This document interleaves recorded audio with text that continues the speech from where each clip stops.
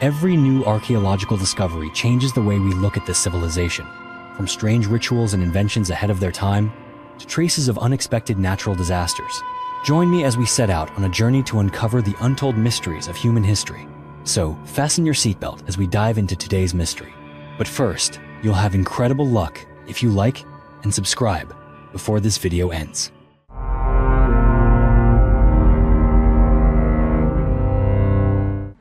The Sibiu manuscript. When we think about rocket science, most of us picture modern engineers or the famous launches of the 20th century. But few people know that nearly half a millennium ago, a mysterious manuscript described rocket technology that was far ahead of its time. This was the Sibiu manuscript, one of the strangest documents in the history of European engineering. The Sibiu manuscript was written sometime between 1550 and 1570 by a German-Austrian military engineer named Konrad Haas. Back then, the region of Sibiu was known for its legends about vampires and ancient castles. But few would have imagined that in the midst of this land, a scientist was quietly drafting the blueprints that would one day inspire the future of space exploration. The content of the Sibiu manuscript has truly astonished historians. Across more than 450 handwritten pages in German, Konrad Haas gave detailed descriptions of new types of weaponry, especially rocket designs he called Feuerwerk. What sets this manuscript apart, however, isn't just the mention of fireworks or simple rockets, but the introduction of multi-stage rockets, a concept the world wouldn't fully grasp or put into practice until the 20th century. Haas carefully illustrated rocket models with multiple stages stacked on top of each other. In these designs, once the bottom stage finished burning, the next stage would ignite, propelling the weapon even farther. He also studied liquid fuel, a bold idea that would later become the very foundation of every spaceflight. And he didn't stop there. The manuscript even describes aerodynamic designs with triangular fins to stabilize the rocket's path, and strategies for combining fireworks with warheads to maximize their impact on the battlefield. In the 16th century, when most of Europe still relied on bows, spears, and primitive muskets, the innovations found in the Sibiu manuscript were truly centuries ahead of their time. Many experts believe that Konrad Haas was the first person in the world to propose the concept of a multi-stage rocket, long before any other known document. However, one question remains unanswered to this day. Did Konrad Haas ever succeed in building any of the rockets he designed? Some sources claim that in 1550, a rocket test actually took place, but there is no historical evidence to confirm this event. Before the Sibiu manuscript was discovered and decoded, many European scholars believed that the first person to illustrate a multi-stage rocket was a Polish artillery expert in 1650. But Haas had him beat by nearly a century.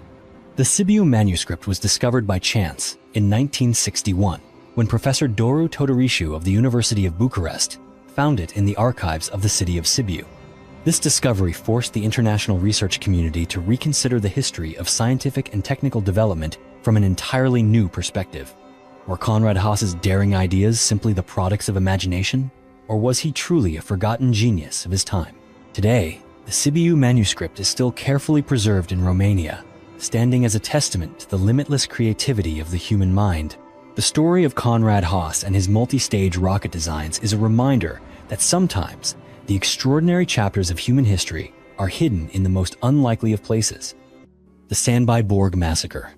Around the year 400 AD, on the island of Öland off Sweden's eastern coast, a terrible massacre took place, one that still haunts anyone who hears about it today. At that time, Sandbyborg was a stone fortress, built with solid walls, enclosing the homes of an entire community. The people living here were mostly farmers, craftsmen, and small families. They relied on the island's natural resources and engaged in modest trade with the mainland. One early morning, while everyone was still asleep, an organized group of raiders quietly approached the fortress. None of the Sandbyborg residents had any idea what was waiting for them on the other side of those stone walls.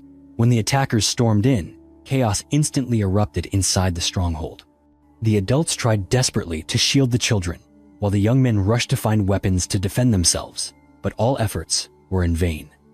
The raiders were not only numerous but also armed with clubs, short knives, axes, and even sharp swords. The result of this assault was that almost the entire population of Sandbyborg was wiped out in a single night.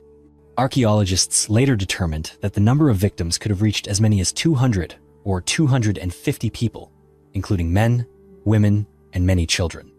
When researchers began to excavate the site, they found many skeletons still lying on the floors of the ancient houses. Some bodies were discovered right next to hearths, suggesting the victims were caught off guard while preparing meals or resting. Several skeletons were found exactly where they had fallen, with no signs that anyone had been buried or moved after death. The archaeological evidence also revealed the brutality of the attack. One of the most shocking discoveries was the skeleton of an elderly man who had collapsed face down into the hearth. The fire had burned through his flesh and even charred his bones. When archaeologists examined his skull, they found it packed full of sheep teeth. In another house, as many as 9 skeletons were found piled on top of each other. The attackers left without burying anyone. The bodies remained where they fell for over 1,000 years. It was only when modern archaeologists uncovered the site in the early 21st century that the mystery of the massacre began to come to light. Even today, however, no one truly knows the real reason why an entire small community on the island of Irland was wiped out so ruthlessly. It may have been tribal rivalry, an act of plunder, or simply a bloody revenge.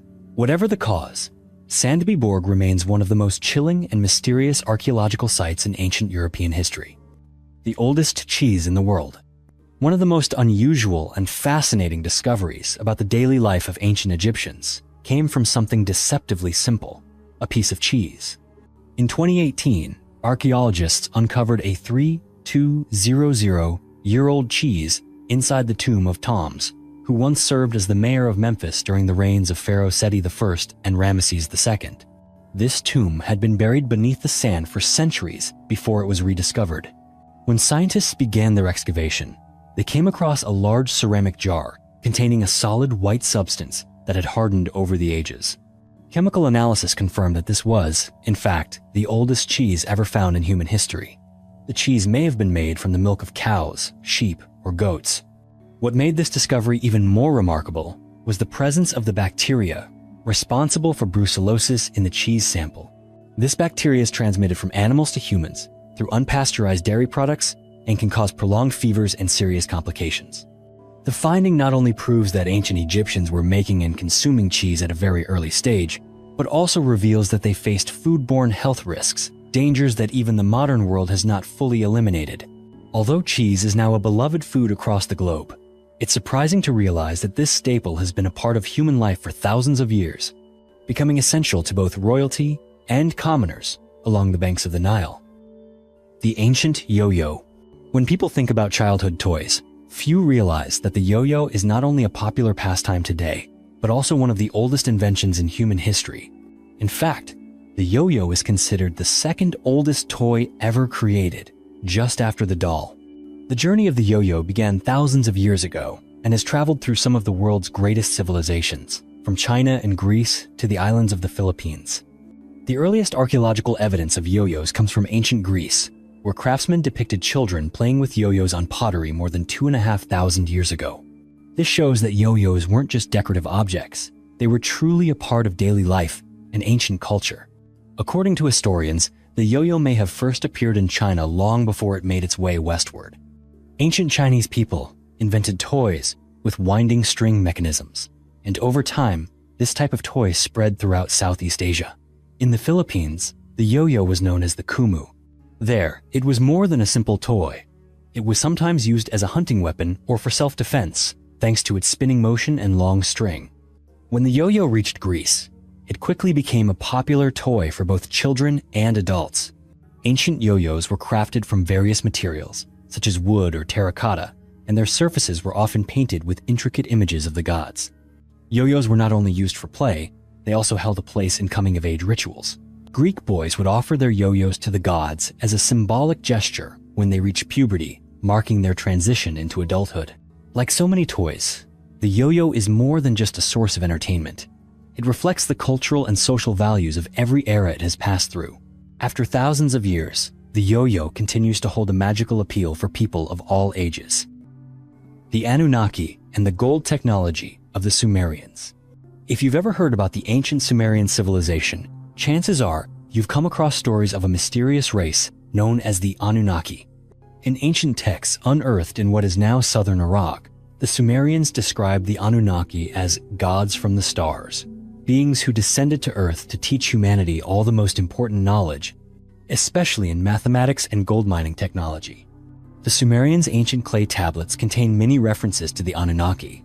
They are described as having unusual appearances, supernatural powers, and intelligence far beyond that of humans. Many stories recount how the Anunnaki taught the Sumerians techniques in agriculture and construction, but above all, they shared knowledge about how to extract and use gold. The ancient Sumerians had a special fascination with gold. They didn't just see gold as a symbol of wealth and power. They believed it provided a connection to the divine realm. What astonishes researchers today is that, according to the old texts, gold was not only used for jewelry, but was mentioned as an essential element in religious rituals, and even in technological devices, described in mysterious terms. Some modern theorists have gone even further. They suggest that the stories of the Anunnaki are, in fact, ancient memories of an extraterrestrial civilization.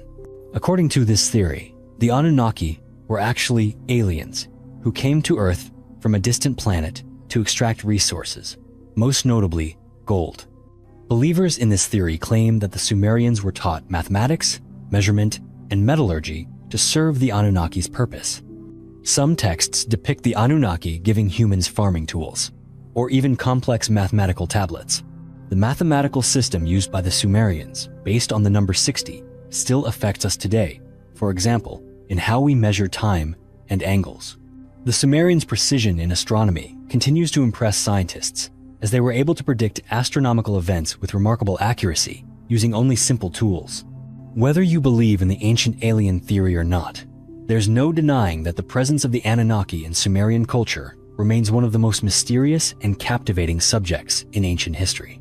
Tales of their gold technology and the measurement, calculation, and crafting skills they passed down to humanity are still preserved on the cuneiform tablets excavated from ancient sites. The mass grave from the Napoleonic era. In the summer of 1809, the eastern lands of Austria witnessed one of the bloodiest battles of the Napoleonic era. It was the moment when the French army, led by Emperor Napoleon Bonaparte, faced off against Austrian forces in the famous Battle of Wagram. Tens of thousands of soldiers from both sides fell within just a few short days. After the fighting ended, the fallen soldiers were not given careful burials. Instead, their bodies were hastily gathered and dumped into mass graves right in the middle of the fields. For nearly 2 centuries afterward, the green fields of rural Austria remained peaceful, and no one suspected that beneath that fertile soil lay a horrifying chapter of history. It wasn't until 2017, when archaeologists began excavating a small patch of farmland near Vienna, that this secret was finally uncovered. As the first layers of earth were removed, a multitude of human skeletons came to light, many still wearing their uniforms, boots, and personal belongings from the early 19th century Austrian army. These mass graves could contain the remains of more than 55,000 soldiers who died in that brutal military campaign. Archaeological evidence shows that the graves were dug very carelessly. At the time, the French army had neither the time nor the willingness to properly bury enemy soldiers. They simply shoveled dirt over the bodies until the pit was full, then moved on to the next burial site. Out of the thousands of skeletons discovered, researchers performed detailed analyses on the first 50. Medical examinations revealed that most of these soldiers were very young, ranging in age from 16 to 30, and notably, almost all showed signs of serious illness before death. Many of the skeletons exhibited clear evidence of severe vitamin C deficiency, a condition known as scurvy that causes weak bones and swollen joints. Quite a few also suffered from pneumonia, arthritis, or other infectious diseases brought on by the harsh conditions of military life.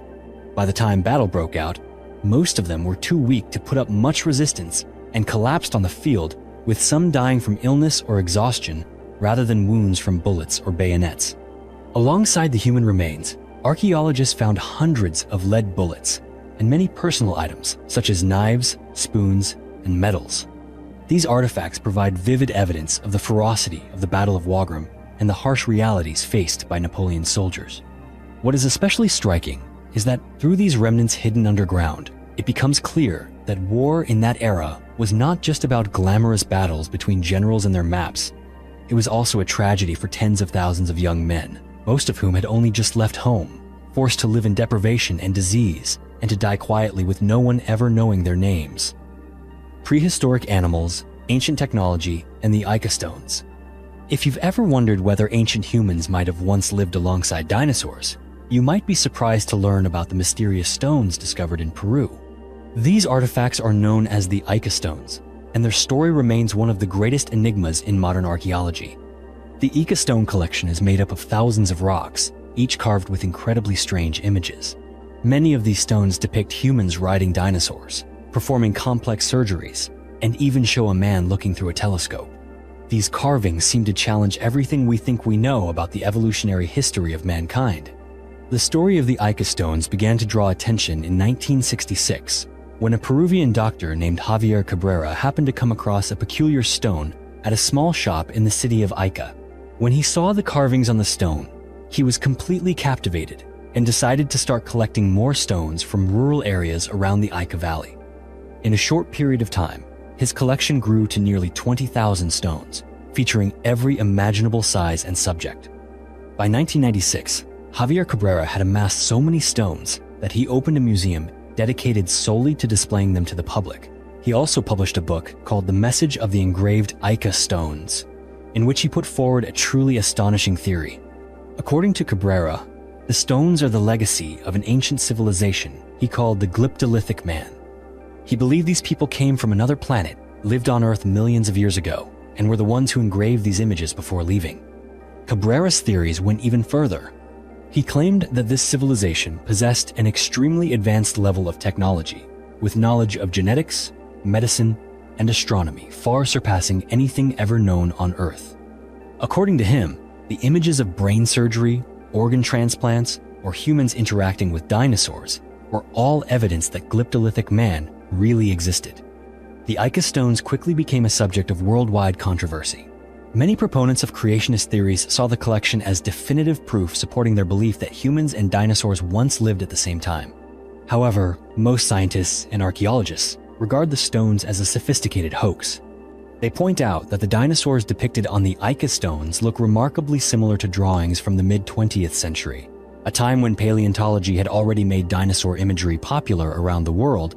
Images that we now know are scientifically inaccurate. Moreover, the carving techniques show clear signs of modern tools, inconsistent with those available in prehistoric times.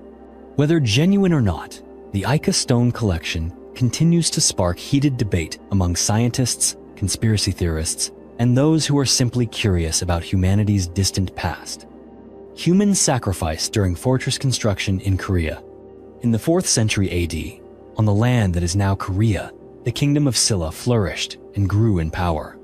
During this period, the Silla people began to build strong palaces and fortresses to protect their country from invasions. One of the most famous fortifications of the era was Wulong Fortress, a massive structure that symbolized the strength and ambition of a rising dynasty. Yet, behind its imposing exterior lies a haunting story of human sacrifice. Modern archaeologists have uncovered terrifying secrets beneath the foundations of this ancient fortress, finding the remains of 3 women buried right up against the main wall. These bones were not simply the result of time or war. Every indication shows they were the victims of a ritual live sacrifice. According to researchers, these were young women, likely from the lower strata of society at the time. They had been chosen as offerings in the belief that their sacrifice would protect the fortress from enemies and ensure the structure's endurance for generations. It wasn't just human remains that were found. Archaeologists also discovered many animal bones, including those of oxen, cattle, and other domesticated animals. This suggests that the sacrificial rituals of the time involved both humans and animals, all buried together near the fortress wall, typically the weakest and most vulnerable point of the stronghold. People in the past believed that the spirits of the sacrificed would become guardian deities, defending the fortress from attack. Before the discovery of these remains, many historians believed that stories of human sacrifice in Silla history were just legends or folk tales. But the archaeological findings at Zhangju have shown that these ancient stories were not entirely fictional. Buried alive with their master. Around 1600 BC, on the ancient land that is now Anyang in China, a brilliant civilization once flourished along the banks of the Yellow River. This was the golden age of the Shang dynasty, regarded as China's first historically documented royal dynasty. Within the city of Yingsu, Archaeologists have uncovered one of the most terrifying and gruesome burial customs in ancient history: the practice of burying people and animals alive alongside their master. For decades, excavations at Yingshu have brought to light a series of magnificent tombs, the most notable being those belonging to nobles and kings of the Shang era. What is most striking and haunting for researchers is that in each of these tombs, there are not only the remains of the primary occupant, usually a royal or noble, but also the skeletons of numerous warriors, servants, musicians, and even war horses, chariots, and hunting dogs. All of these people and animals were buried alive to accompany their master into the afterlife. In some of the largest tombs, dozens, sometimes even hundreds of human skeletons have been found arranged neatly in rows beneath layers of earth. Archaeological evidence shows they did not die from illness or old age. They were buried alive together with the recently deceased master. Lying next to them are the bones of horses adorned with seashell decorations, with some even draped in thin sheets of gold on their heads and chests, along with exquisitely crafted wooden and bronze chariots. This scene not only demonstrates the wealth and power of the deceased, but also reflects the Shang people's intense belief in an afterlife, where the soul required a full retinue, transportation, and weapons to continue a regal existence in the world beyond. Through the discovery of these mass graves, researchers have also found evidence of large-scale sacrificial ceremonies. In some places, warriors were dressed in their finest armor, armed with bows, spears, and shields. Today, when visitors come to Yingshu and witness the remnants within these ancient tombs, it's impossible not to shudder at the fate of those who once lived in opulent palaces, only to end their lives in the cold darkness beneath the earth. The oldest Muslim cemetery in Spain. On the Iberian Peninsula, archaeologists have just discovered one of the oldest known Muslim cemeteries in Europe.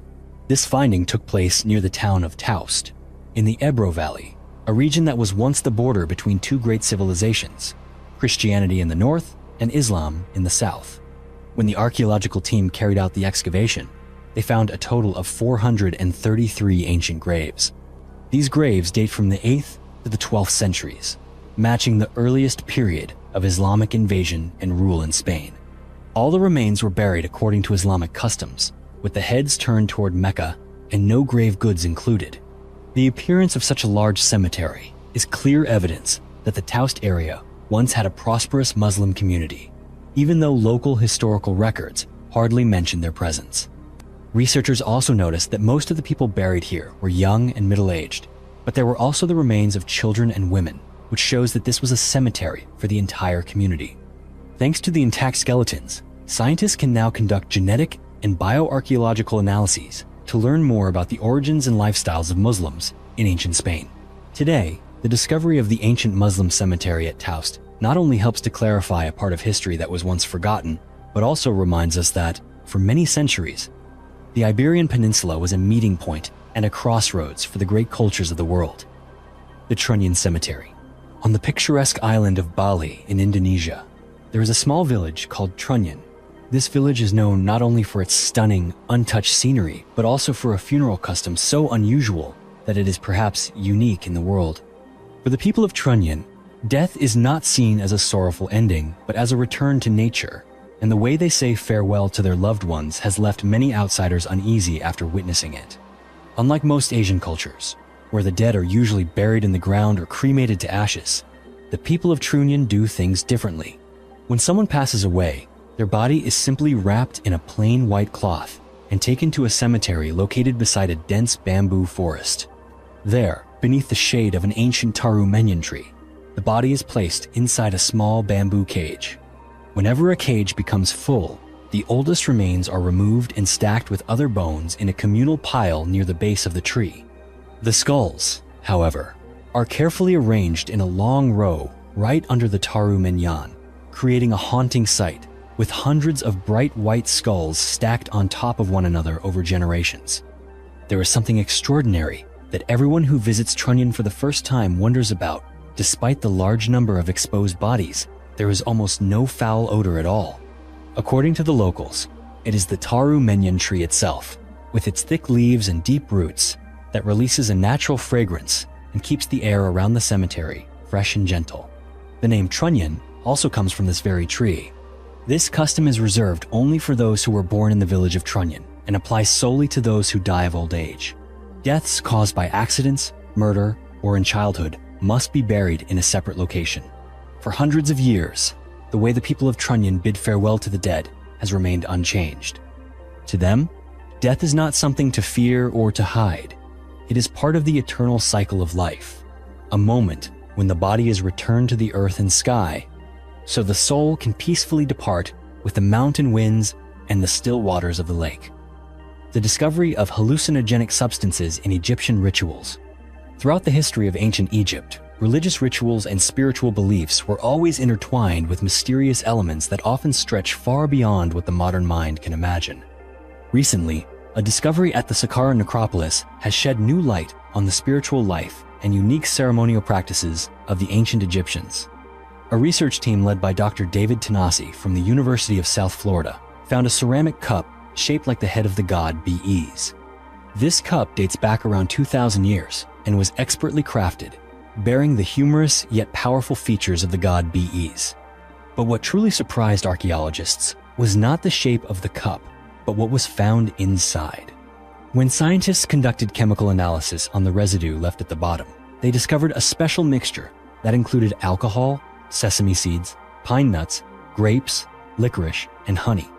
In addition, the contents also included hallucinogenic substances and even traces of human bodily fluids. These findings astonished the experts, as this mixture was clearly not an ordinary drink, but appeared to be prepared specifically for a significant ritual. Researchers have suggested that this cup was once used in childbirth ceremonies, intended to help mothers ease their pain or perhaps induce a mild state of euphoria.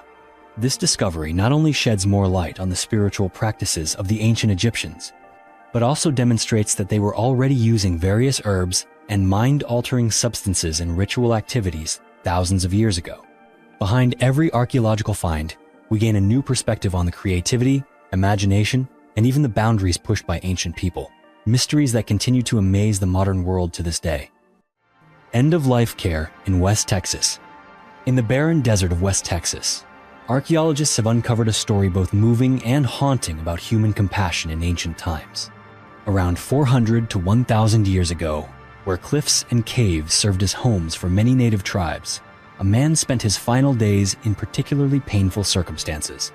This man not only grew old with time, but also suffered from a rare condition known as megacolon, a syndrome that causes the colon to become abnormally enlarged. Scientists also determined that he suffered from Chagas disease, which made his condition even more severe.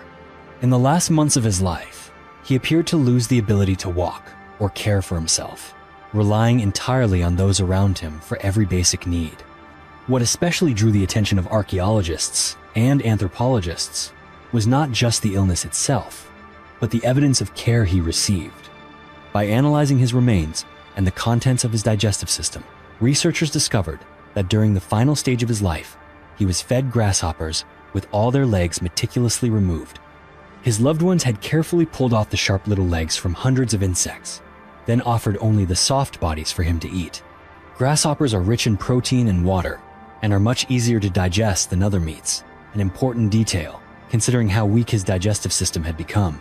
In addition to the undigested grasshoppers, scientists also found over 1 kilogram of waste still trapped inside his body, proving that he endured intense suffering for a long period before he died. Yet, this also revealed that his community, despite living in a harsh environment and having no concept of modern medicine, showed real care and compassion for those who could no longer care for themselves. Zerzevan Castle and the Cult of Mithras. Hidden atop a desolate rocky hill in southeastern Turkey, Zerzevan Castle is not just an ancient military ruin, but also the keeper of some of the greatest mysteries of Western ancient religion. If you ever thought this land was only about empires, wars, and conquest, Zerzevan Castle will make you think again. This is the very center of a secret ritual that once fascinated and terrified the entire Roman Empire, the Cult of Mithras. Zerzevan Castle was built about 3,000 years ago, having witnessed many dynasties and brutal attacks from the Assyrians to the Romans. However, what makes Zerzevan truly special lies not just in its thick stone walls or sturdy watchtowers, but in the Mithras temple hidden deep underground. This is one of the best preserved Mithras temples in the Middle East, and is also among the very few such temples still in existence today. If you've never heard of the Mithras cult, imagine a mysterious religion that was once a formidable rival to Christianity in the early centuries AD. Mithras originated from an ancient Persian god, later spread far and wide by Roman soldiers and the nobility throughout the empire's provinces. What set Mithras apart was that its rituals were always kept secret, with only male members allowed to attend and all ceremonies performed in the darkness of caves or underground chambers. At Zerzevan Castle, archaeologists have uncovered symbols and traces of Mithraic rituals that remain undeciphered to this day. Deep inside the underground temple, reliefs were found depicting Mithras slaying the sacred bull. Surrounding these were astronomical symbols, rock niches for lamps, and many strange altars whose meanings researchers still cannot fully determine. It is believed that within the Mithras temple at Zerzevan, initiations and advancement ceremonies were conducted in front of the most devoted followers. These men, after passing through mysterious trials and rites, would be entrusted with the ultimate secrets of the universe. Up to now, there are hardly any ancient texts that describe these rituals in detail, as all activities of the cult were passed down orally, and followers were required to maintain absolute secrecy. The Mithras temple stands as vivid testimony to an era when religion and power always went hand in hand. The existence of the Mithras cult right in the heart of military fortresses shows just how deeply this religion influenced Roman soldiers, men who constantly faced death and therefore craved a firm belief in the world beyond. King Charles VI, glass delusion, and a strange syndrome in Europe. At the end of the 14th century, France was engulfed in the turmoil of war and power struggles. This was also the era when King Charles VI ascended the throne and ruled the country from 1380 to 1422. For the people and the royal court of France, Charles VI was not just a king, he became a symbol of instability and the mysteries of mental health in European history. From a young age, Charles VI exhibited unusual signs in both behavior and emotion. For many years, he regularly suffered from episodes of mental disorder, sometimes losing his memory so severely that he could not recall his own name or even remember that he was king. There were times when Charles VI ran wildly through the long corridors of the Parisian palace. Servants and officials in the court had to quickly erect large barriers to prevent him from endangering himself or those around him. His condition sometimes took on extraordinarily strange forms. There was a period that lasted up to 5 months when he refused to bathe or change his clothes. Such bizarre behaviors left both the royal family and palace doctors baffled and helpless. However, the strangest and most haunting aspect of Charles VI's condition was his conviction that he was made entirely of glass. This obsession was not a metaphor or a joke. Charles VI truly believed that every part of his body was as fragile as crystal and could shatter at the slightest touch. This fear dominated his every action. To avoid danger, Charles VI ordered the craftsmen of the palace to make special thick garments lined inside with small iron rods to protect his bones and body. He lived in seclusion, always keeping his distance from anyone who approached, and often refused to let anyone get too close. Guards and servants had to exercise extreme caution when serving him, for even a sudden movement or an unexpected gesture could send the king into a panic, convinced he would shatter like glass. Remarkably, the glass delusion did not affect only Charles VI. It spread across many countries and social classes in Europe at the time. Historians have recorded numerous cases of nobles and famous figures experiencing similar delusions. The renowned Russian composer Pyotr Tchaikovsky reportedly lived for years with the fear that his neck might break at any moment while he was conducting an orchestra. Meanwhile, a princess from Bavaria was convinced she had swallowed a glass piano, which she believed might shatter inside her if she moved the wrong way. Even in the military, the Greek general Georgios Satanas became obsessed with the belief that his legs were made of glass, which left him too afraid to move, and ultimately led to his failure on the battlefield. The spread of the glass delusion has prompted many historians and modern psychologists to ask deeper questions about the origins of this phenomenon. Many suggest that the syndrome reflects the anxieties and sense of fragility experienced by the European nobility in those times. As such, the glass delusion of King Charles VI and similar cases were not merely psychiatric disorders, but also served as a mirror reflecting the fears and invisible crises of European society centuries ago. The King's Evil and the Royal Touch Ceremony. Throughout the Middle Ages, many people in Europe faced a mysterious illness known as the King's Evil. Today, modern doctors call this disease scrofula, or cervical tuberculous lymphadenitis. The illness usually appeared as dark swellings on the neck, which at first caused no pain, but could later turn into ulcers, bring on high fever, and cause severe weight loss. For people in earlier times, the appearance of these strange lumps was a terrifying sign, as they did not know why the disease afflicted them and had no effective treatment. During that era, ideas about health and disease were heavily influenced by the ancient theory of the four humors. According to this belief, the human body was balanced between four fluids: blood, phlegm, yellow bile, and black bile.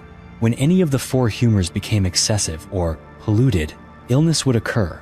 People believed that the king's evil was the result of bad blood or an accumulation of harmful fluids in the body, which caused the swellings to appear in the neck and sometimes spread throughout the body. What made this particularly remarkable was that among the people of England and France, the belief in the divine power of the royal family was deeply ingrained for centuries. Generations believed that simply being touched by a king or queen could cure the disease, thanks to the sacred power held by royalty. This belief was so strong that it gave rise to an elaborate ceremony called the royal touch, where kings or queens would place their hands directly on patients and recite a prayer. After the ritual, the patient would be given a small gold coin called an angel. They wore this coin around their neck as a protective amulet, hoping not only to recover, but also to be safeguarded for life. Interestingly, king's evil sometimes resolved on its own without treatment. This only deepened people's faith in the healing power of the royal touch. Whenever someone recovered after the ceremony, stories of miracles spread far and wide, further enhancing the prestige of the royal family. History records that many kings conducted countless healing ceremonies like this. For example, records show that King Henry IV of France is said to have touched and healed more than 1,500 patients in a short period of time. However, with the development of science and Enlightenment thinking, belief in royal miracles gradually faded. As medicine advanced, people came to understand the true causes of illness. The royal touch ceremony no longer held its former place. Historical records show that the last time this ritual was performed in England was by Queen Anne in the early 18th century, marking the end of a tradition that had lasted for more than 1,000 years. Today, doctors recognize that king's evil is actually scrofula, a form of tuberculous infection of the lymph nodes in the neck. It can be completely cured with antibiotics if treated early and properly. Yet scrofula has not disappeared entirely. In the 1980s, during the HIV epidemic, doctors once again saw many cases of scrofula reappear in people with weakened immune systems. The Athenian plague. In 430 BC, just as Athens stood at the height of ancient Greek culture and intellect, an unexpected disaster struck that would forever alter the fate of the city. Athens, then a center of art, philosophy, and politics, became the stage for one of the deadliest pandemics in Western history. The Athenian plague broke out during the brutal years of the Peloponnesian War between Athens and Sparta. While the city was already facing threats from outside, an invisible enemy quietly infiltrated from within. The epidemic appeared suddenly, spread with terrifying speed, and killed without mercy. In a short time, more than a quarter of Athens' population perished, estimated at around 100,000 people. Families were destroyed, bodies piled up in the streets and squares, and no one dared approach for fear of infection. The source of the disease was believed to have originated at the port of Piraeus, where goods and food were constantly being shipped into the city. These ships brought not only provisions but also mysterious pathogens, causing the disease to spread rapidly in the overcrowded city with poor sanitation. Panic and despair swept everywhere as families watched their loved ones collapse only days after showing symptoms. Thucydides, the famous historian of Athens and himself a survivor of the epidemic, recorded in chilling detail the symptoms endured by the people. According to his account, the illness began with intense fever, persistent headaches, and bloodshot, inflamed eyes. Throats and tongues would quickly swell. Breathing became difficult and labored. Victims suffered from violent coughing, vomiting, convulsions, and developed pustules and ulcers all over their bodies. Many died in agony, with no remedy or hope of rescue. The plague did not just kill tens of thousands of innocent citizens, it also directly affected Athens' political and military strength. Pericles, the city's brilliant leader, was among those who died of the disease. His loss left Athens without guidance in a time of crisis, and many believe that the poor management of the epidemic contributed to Athens' defeat in the Peloponnesian War. After Pericles' death, public morale plunged. strategic decisions became chaotic, and Athens' power steadily declined beyond recovery. Although the Athenian plague spread across the coastal regions of the Mediterranean, nowhere suffered its effects as severely as Athens itself. For centuries afterward, scholars and doctors continued to debate the true cause of this catastrophe. Some theories suggest typhoid fever based on evidence from archaeological sites. However, others argue that the symptoms more closely resemble modern Ebola, given Thucydides' descriptions of high fevers, hemorrhaging, neurological disturbances, and mass fatalities. Whatever the cause, the Athenian plague left an indelible scar on Western history. This disaster not only changed the balance of power between Athens and Sparta, but also stands as a stark reminder of the fragility of even the most prosperous and mighty civilizations. Water elf disease in English folklore.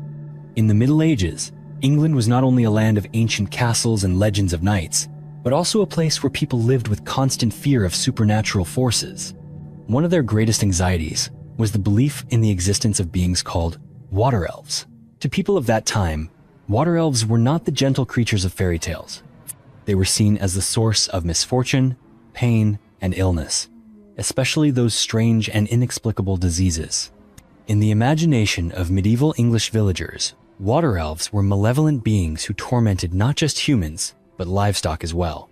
Oral tales emphasize that these creatures often appeared at night or during damp, rainy days, secretly spreading disease and disaster across fields, herds, and even the homes in their villages. Whenever livestock died unexpectedly, people would search for odd signs around the carcasses. If they discovered a small flint arrowhead, possibly a relic from the Neolithic era, it was immediately taken as proof of an elf shot, meaning that cattle or humans had been struck by the invisible arrows of water elves.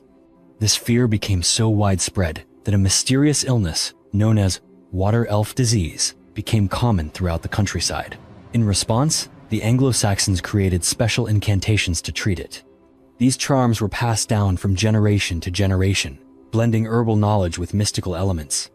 Those suffering from the disease displayed symptoms such as blackened fingernails, sunken and lifeless eyes, overwhelming fatigue, and a constant urge to bow their heads from unending pain. Treatment in those days was far from simple. First, 12 different herbs were gathered, each holding its own sacred significance. The herbs were soaked in beer to release their medicinal qualities, then mixed with holy water, blessed by priests. When the medicine was ready, a healer or a family member would recite the incantation over the patient, hoping that the words and the magic would drive away both evil spirits and disease. Finally, the mixture was applied to wounds or painful areas, and the family could do nothing more than wait and hope for a miracle. Today, modern researchers and doctors looking back at water elf disease have offered several scientific explanations. Based on descriptions of the symptoms, such as blackened nails, sunken eyes, and severe exhaustion, many believe the illness was actually bacterial endocarditis, a dangerous infection in which bacteria enter the bloodstream, attack the heart valves, and cause signs remarkably similar to those described in old records.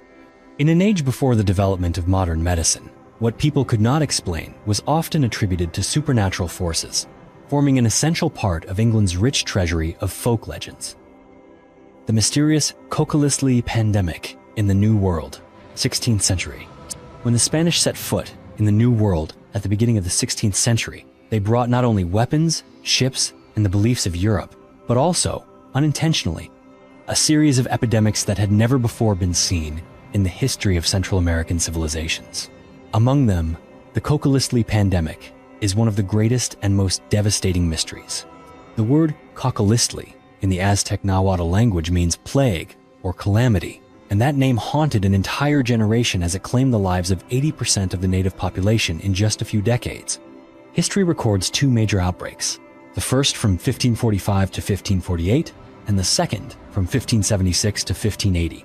These outbreaks not only made the consequences of infectious diseases, such as smallpox and measles, which the Spanish brought with them, even worse, but also caused the population of Central America to collapse rapidly. Aztec society and many other tribes stood on the brink of extinction as villages were destroyed, fields were abandoned, and forests became silent, no longer echoing with human voices. Descriptions of the symptoms of Coquelicli, to this day, still chill both scientists and historians. The afflicted often began with prolonged high fevers, severe headaches, and dizziness. Their tongues gradually turned black. Their urine also became unusually dark, along with bouts of intense diarrhea. Patients often suffered from severe abdominal and chest pain, and many people died just a few days after falling ill. The disease spread with such speed and had such a high fatality rate that rural communities could not bury the dead in time, and mass graves became a familiar sight throughout Central America during that period. For centuries, the true cause of the Coca-Cola pandemic has remained a major mystery. Only in recent years, thanks to advances in ancient DNA analysis technology, have scientists been able to partially approach the truth. By analyzing DNA from the teeth of victims buried in mass graves, researchers discovered traces of the bacterium Salmonella enterica, especially the Paratyphi strain, a bacterium that can cause typhoid fever. This discovery sheds light on the possibility that Coca-Cola may have been a rare form of typhoid fever that caused large-scale outbreaks in Central America. However, many scientists still believe that this conclusion is not convincing enough. The symptoms of Coca-Cola do not completely match those of typical Salmonella infection. The unusually fast spread and high mortality rate of Coca-Cola still remain a big question mark. Most likely, this was the result of a combination of a dangerous bacterium, harsh environmental conditions, and a severe decline in immunity among indigenous communities due to hunger, war, and unusual climate changes. Some scholars believe that severe droughts in the 16th century caused a lack of clean water, crop failures, and malnutrition. Weakened immune systems created conditions for the epidemic to spread at a terrifying speed. Thus, Coca-Cola was not just a disease, but a tragedy for an entire civilization facing the brutal combination of natural disasters, conflict, and strange new pathogens. To this day, Coca-Cola remains a mystery with no complete answer. That epidemic left a deep scar in the history of Central America and stands as proof of the fragility of humanity in the face of the destructive power of nature and disease, especially during times of great upheaval in human history. The Great Flood Hypothesis and Traces of Ancient Floods. For many years, the Great Sphinx of Giza has been at the center of intense debate among scientists and archaeologists around the world. The Sphinx is an icon of ancient Egypt, carved from a massive block of limestone and weathered over thousands of years by the desert's wind and sand. However, there is a hypothesis that has sparked much controversy: the theory that it was water, not sand and wind, that created the deep erosion marks running along the body of the Sphinx. Some experts believe the long channels on the Sphinx's body are identical to the traces we often see on cliffs shaped by centuries of running water. They argue that if only wind and sand were involved, the Sphinx's surface would be only lightly abraded and the deep, wide channels could only be left by water. This idea leads to an even bolder hypothesis: that ancient Egypt once experienced a massive flood, possibly the very same Great Flood recounted in the Bible. Some researchers believe this deluge submerged the entire area around the pyramids and the Sphinx. Although the colossal blocks of the pyramids and Sphinx survived, the power of the floodwaters altered the original form of the Sphinx, leaving behind the visible erosion that can still be seen today. Supporters of this theory also cite ancient documents describing unusually heavy rains and high river levels that caused Egypt to be inundated.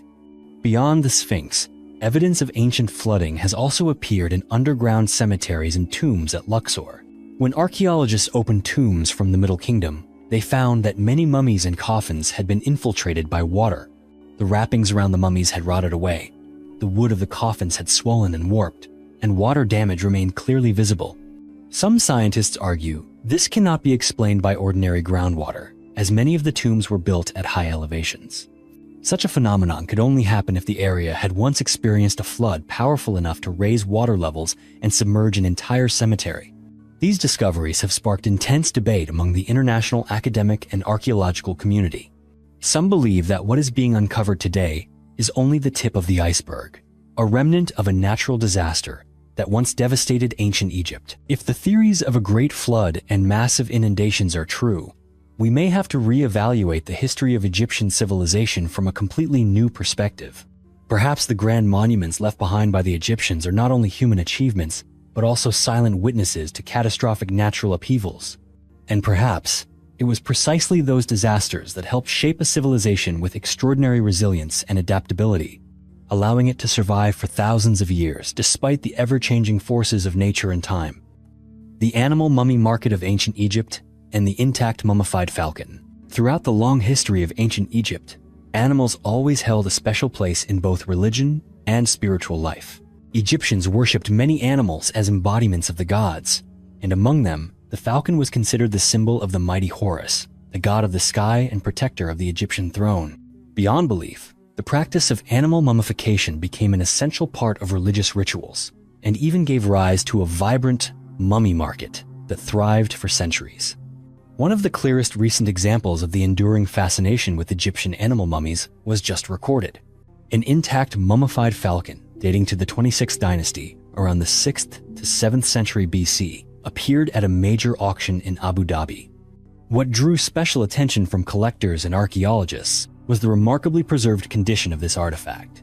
The entire mummy was still sealed inside a small wooden coffin, wrapped in ancient linen, with the falcon's head painted beige and detailed with sharp black markings to highlight the majestic appearance of this sacred bird.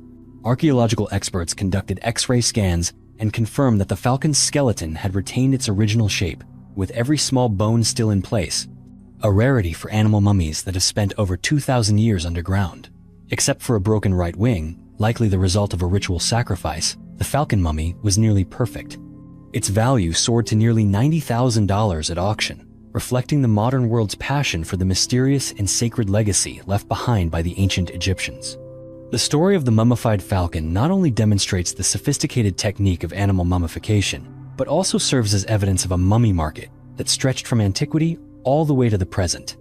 Each artifact like this is not just a valuable antique. It is a doorway to the past, giving us a deeper look into the beliefs, traditions, and spirituality of a civilization that once ruled the banks of the Nile. The Noah hypothesis and ancient Egyptian technology.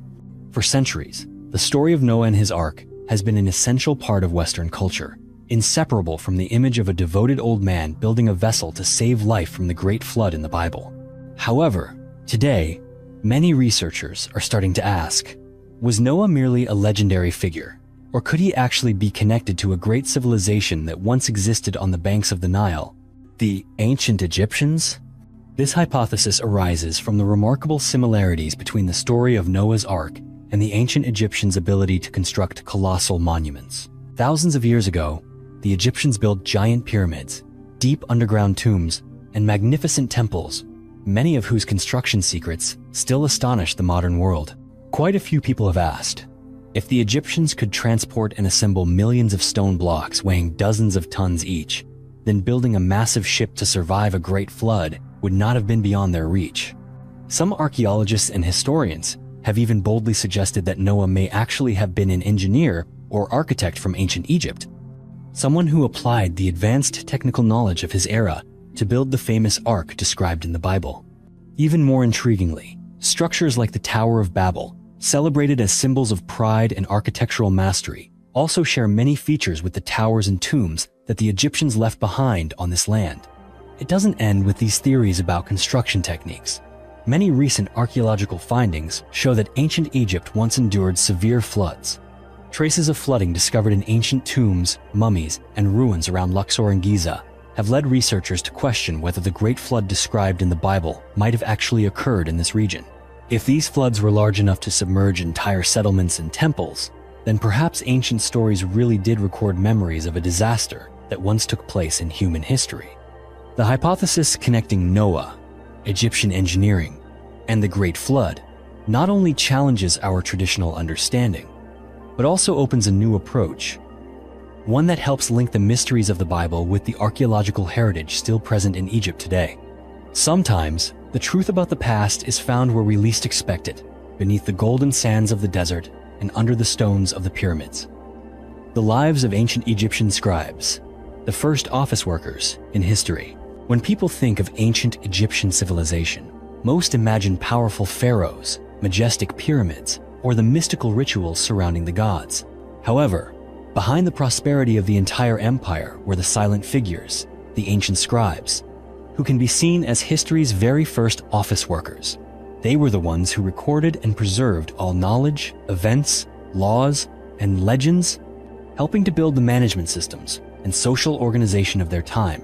Modern archaeological research has opened up a realistic and humanizing view of the lives of this class of scribes. The skeletons found at the Abusir cemetery, dating from around 2700 BC to 2180 BC, show that they suffered from ailments all too familiar to today's office workers. Scientists discovered signs of joint degeneration, back pain, neck pain, shoulder pain, and even jaw problems in the remains identified as scribes. The cause was that they had to sit for hours, bent over sheets of papyrus, writing out lengthy documents with primitive tools. Though their work was repetitive, demanding, and left lasting impacts on their health, scribes held an extremely important and respected position in ancient Egyptian society. In those times, literacy rates were extremely low. Only a tiny portion of the population could access knowledge and knew how to read or write. These people were often seen as language magicians, valued not just for their writing skills, but for their ability to preserve culture and history for future generations. Their records have helped modern archaeologists better understand the workings of the ancient state, religious beliefs, economic activities, and even the daily lives of Egyptians. Thanks to these first office workers, the vast storehouse of knowledge from a long-lost civilization has survived thousands of years to reach us today. And even though times have changed, the back pain, neck aches, and sore shoulders they endured are things that modern office workers can relate to better than anyone. The tomb of the High Official Kwai at Saqqara. In the journey to explore the world of ancient Egypt, every tomb unearthed can hold a unique story. Each discovery sheds more light on the social life and power structures beneath the shining aura of the pharaohs. One recent finding that has captured the attention of archaeologists is the tomb of Kwai, a high-ranking official who served under Pharaoh Djedkeri Isesi, a king of the 5th dynasty who ruled around the middle of the 3rd millennium BC. Kwai's tomb was excavated at Saqqara, the largest and oldest necropolis of ancient Egypt, a site that contains numerous important monuments, including step pyramids and many other noble tombs. Upon entering the tomb, archaeologists immediately noticed clear similarities between Kwai's tomb architecture and the burial chambers beneath the Great Pyramids. The system of corridors leads deep underground, connecting to the main chamber where an altar and ritual objects are placed, while the walls are adorned with exquisite paintings depicting the life, status, and power of the tomb's owner. The wall paintings inside Kwai's tomb not only portray him in various activities, but also provide precious details about religious rituals, hunting scenes, banquets, and the daily life of the Egyptian nobility during that era. Numerous hieroglyphic inscriptions on the walls have enabled researchers to accurately determine Kwai's titles and roles, revealing that he held several important positions within the royal administration, managed resources, and oversaw palace activities. What sets this tomb apart is not just its scale and decorative art, but also the refinement in its design and the arrangement of interior spaces. The similarities to pyramid substructures highlight the close connection between the nobility and the pharaohs and reflect the desire to endure alongside the kings even in the afterlife.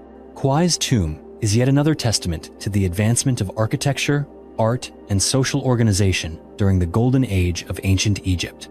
Every line, every painting, and every room within this tomb helps tell the story of a complex society where power, faith, and artistry walked hand in hand through each step of the civilization's development along the banks of the Nile.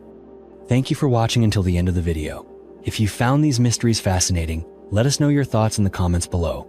Don't forget to subscribe to the channel and turn on notifications so you won't miss any of our upcoming journeys. See you in the next video.